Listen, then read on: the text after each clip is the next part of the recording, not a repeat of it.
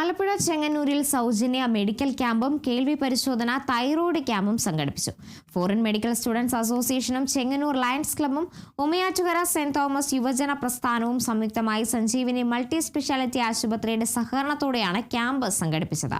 Umayattukara saint Thomas orthodox വലിയ പള്ളി ഓഡിറ്റോറിയത്തിൽ നടന്ന ക്യാമ്പ് മാത്യു വർഗീസ് കോർ എപ്പിസ്കോപ്പ ഉദ്ഘാടനം ചെയ്തു. തുടർന്ന് റിട്ടയർഡ് സബ് മേജർ സുനിൽകുമാറിന്റെ നേതൃത്വത്തിൽ ബോധവൽക്കരണ ക്ലാസും സംഘടിപ്പിച്ചു. ഇന്ന് മനുഷ്യര് എല്ലാ വിധത്തിലും ശാരീരികമായിട്ട് വിവിധ ക്ലേശങ്ങൾ അനുഭവിക്കുക. പ്രത്യേകിച്ച് മനുഷ്യന് ശരീരവും മനസ്സും ആത്മാവും ആണുള്ളത്. ഞങ്ങളെ പള്ളികളിലെ മനുഷ്യന്റെ ആത്മാവിന്റെ പരിപോഷണം നടത്തുമ്പോൾ ഇന്ന് ഞാൻ പലപ്പോഴും പറയാറുണ്ട്, ആത്മാവ് ശരിയായിട്ട് നിൽക്കുന്നുണ്ടെങ്കിൽ ശരീരം നന്നായിട്ട് നിൽക്കണം.